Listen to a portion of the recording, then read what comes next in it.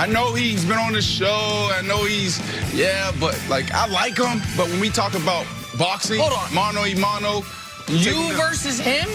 Yes, me versus what him. What part are you not getting? I just want to make sure that we're on the same page here. Look at this guy. He's sitting right next to me. Yeah, listen, Brandon Marshall is an impressive physical specimen, no doubt.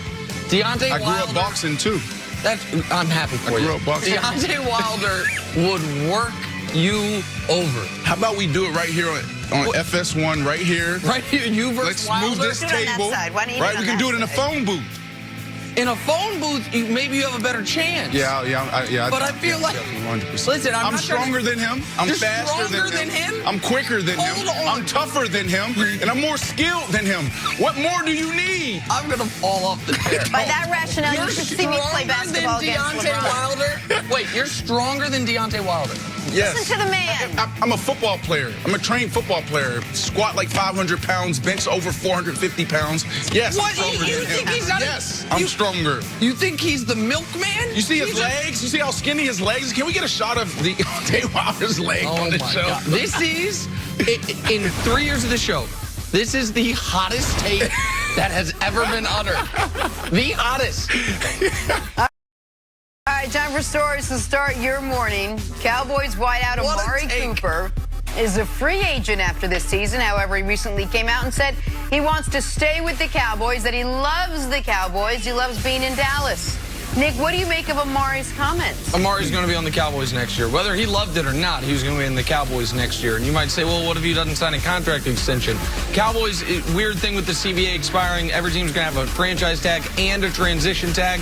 So we thought going into the year they had to get either Dak or Amari done because they were only going to have one tag available to them. They got neither of them done, but they have those two tags available. And you don't trade a first-round pick for a player, pardon me. Have that player be highly productive and then let him walk for nothing 20 games later, 24 games later.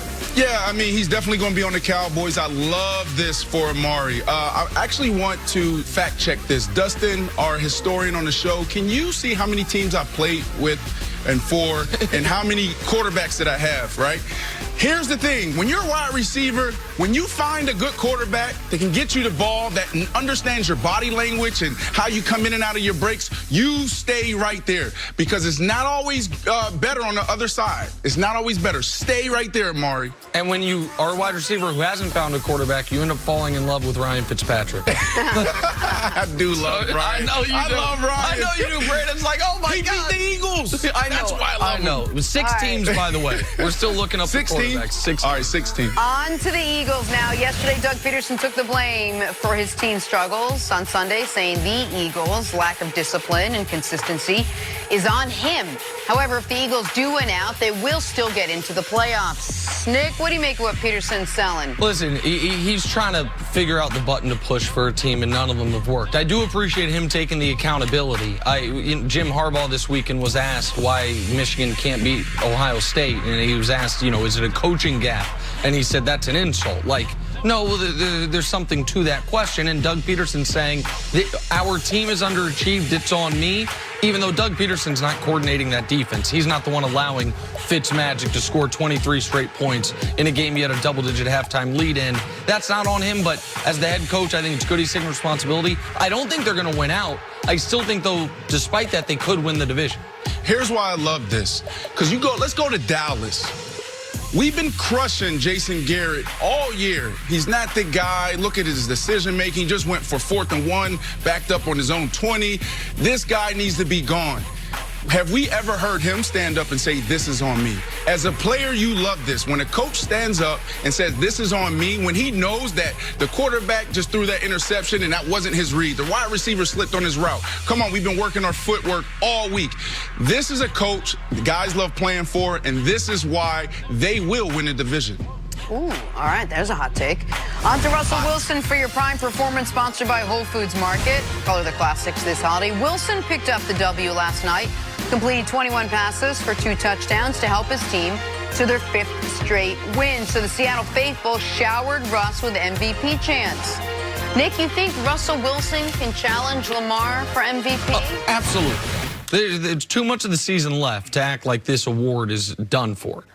At this point last year, Drew Brees was the prohibitive favorite, a bigger favorite over Patrick Mahomes than Lamar is right now over Russell Wilson. And then by the end of the year, Patrick was nearly a unanimous MVP because of how the season ended.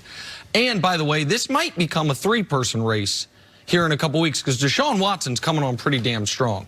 But I think Russell Wilson was the leader after 4 weeks and the leader after 8 weeks. Lamar's the leader after 12. But it's very close. And I think we can show you the numbers real quick, Brandon, before you jump in, of how close it is. Their passer ratings, 1.5 off each other. The total yards per game, if you incorporate rushing and passing, less than 4 yards away from each other. Total touchdowns, Lamar's got the 3 lead, same number of giveaways, and the teams have the same record. So right now, as I like to say, it's a bit of a Beyonce-Rihanna situation. It's a matter of taste. And there is no wrong answer to me between these two right now. The thing that I'm afraid of when it comes to Russell Wilson winning MVP, and I love Russell Wilson, play with one of my quarterbacks. Yes. Okay, thanks, Dustin. All right, that's one of my quarterbacks. It's the popularity test, right? Like right now, Lamar Jackson is the most popular football player in the league. In the league, okay? But I want to go back a year.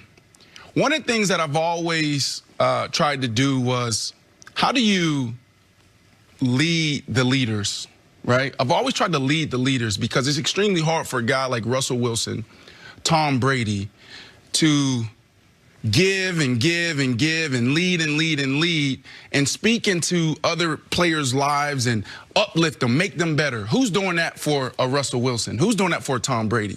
So last year when I was playing with Russell, every day I would walk by him, I say, MVP, you're the MVP. I said, we know you're going to win the Super Bowl. You already won a Super Bowl. You're going to win a couple more. But let's go get MVP. Let's go be MVP. I would literally say that to him every single day. And now, I'm not saying I manifested it, but this guy is the MVP. But he's not going to win it by himself. He's going to be co-MVP. This is going to be a year where we have both. What these guys are doing, and you just showed the stats, if you take out the popularity test right now, who do you give it to? Right? We got to give it to both. And so the way, we've had a co-MVP before. It was Steve McNair, I think, and Peyton Manning. I know Steve McNair. The way that would work is because of the NFL MVP balloting, it's around 50 people. They all submit one name. It's not a full ballot. It's just if it's a true tie, is if they end up with 25 votes apiece or 24-24 with Deshaun getting a couple. To me, that is in play because we showed you the numbers. They're that similar. The records are identical. And a point you made before the show, what would either of these teams look like with just a league average quarterback on there? That's right. Put Jimmy Garoppolo, who's fine. Like, he's playing, he's been fine this year. If he were the quarterback for the Ravens or the Seahawks, what would their teams look like right now? So if you take Lamar Jackson off of the Ravens, they're not even a 500 team. You take Russell Wilson off of the Seahawks, they're probably 500 because I love Pete Carroll. Yeah. But they're not a good team. These guys change the entire landscape of the organization. Yep. The organization. These teams are phenomenal. They're in phenomenal shape with these quarterbacks for the next few years. But I want to see this come down to these two guys, and I want to see this be two co-MVPs. There's going to be collusion. Collusion? There's going to be collusion amongst the voters. That's how we're